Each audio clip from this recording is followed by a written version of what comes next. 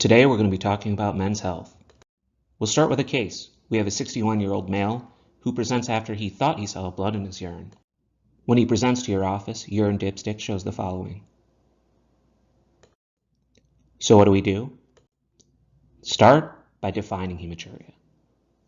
Microscopic hematuria is 3 or more RBCs per high power field. Gross hematuria is when you actually see a reddish tint. The first step in evaluation is getting a urinalysis. If a UTI is considered, we treat. We then repeat to see if urinalysis has been cleared. The next thing is asking if pain is present. Pain changes our differential. We think infectious etiology, such as UTI, which would include cystitis, prostatitis, or pyelonephritis, or we would think nephrolithiasis. We would image or treat accordingly. If pain is not present, we proceed in a different way. First, we must think of risk factors for malignancy. Age greater than 35, smoking history, chemical exposure, obesity, or prior history of malignancy are all things we would consider. We would also consider the benign reasons to have hematuria. Recent sexual activity, recent trauma, or recent exercise, whether you had just done a prostate exam, or whether it could be a false positive test, such as if myoglobin is present. We would repeat our urinalysis. Now, if gross hematuria is present, this step can be skipped. The next thing to do is actually considering renal function testing. We're looking for CAS, dysmorphic RBCs, or an elevation in creatinine, which would give us more of an intrinsic renal pathology. If this is not found, then we're worried more about malignancies, and cystoscopy or imaging should be considered. When we look at the most common reasons for hematuria, we realize that most of them are benign, but malignancy must not be missed. Something else that can't be missed, nephrolithiasis, we had talked briefly about. Symptoms typically are flank pain, which radiate to the groin. Stones are typically composed of either calcium, struvite, cysteine, or uric acid. Risk factors include obesity, dehydration, a high oxalate diet, high protein diet, low calcium diet, high dose vitamin D therapy, high serum calcium, or hyperuricemia. For small stones, they can be passed on their own.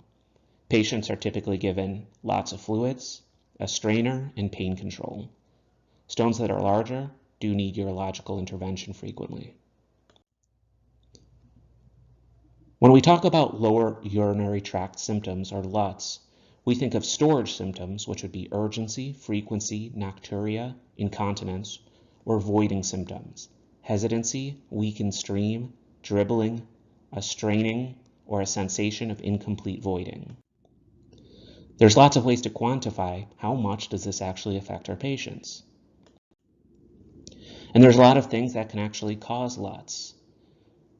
We think bladder outlet obstruction, which can be from BPH, but can also be from a stone, an anatomical variation, or any recent surgery, or malignancy. We think of medications such as diuretics or anticholinergics. Infection, UTI or prostatitis. Neurological or related to the bladder, such as dysregulation of the bladder, whether from diabetes, recent stroke. We think of cardiac or renal dysfunction, really any fluid overload state. Metabolic, diabetes mellitus, or insipidus should be considered. Once some of these other etiologies have been excluded, including medications, we perform our physical exam. We look at a patient's volume status, we assess for suprapubic tenderness, and then a digital rectal exam is done. The prostate should be about the size of a walnut in a younger man, but can be bigger as men age, the size of a small lemon. There should be 2 distinct lobes with a central sulcus. The density should be about the tip of one's nose, and there should not be nodules present. When considering the prostate, we realize anatomy matters, not just because it's a difficult organ to actually examine. BPH is growth and proliferation of the transitional zone, which is what abuts the urethra. Thus, we get the lower urinary tract symptoms. Prostate cancers are growth and proliferation in the peripheral zone, which is why prostate cancers can often be palpated as a nodular or hard irregularity on the exam. When managing BPH, the first thing to consider is lifestyle modification. Whether fluids before bedtime, decreased caffeine or alcohol intake, exercise, or losing weight. If these aren't enough, we think of alpha-1 blockers such as tamsulosin, which relaxes smooth muscle in the bladder, prostate, and urethra.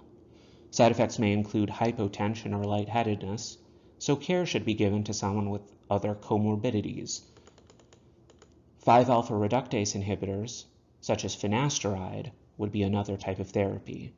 These decrease conversion of testosterone to dihydrotestosterone and actually reduce prostate size. This does take time, so don't expect patients to have symptom relief right away. Side effects include hypotension as well, but more commonly sexual side effects. If none of these work, then surgical therapy should be considered. This should especially be considered when urinary retention leading to renal dysfunction or recurrent UTI is present, or when the other therapies have not worked anymore. Thank you.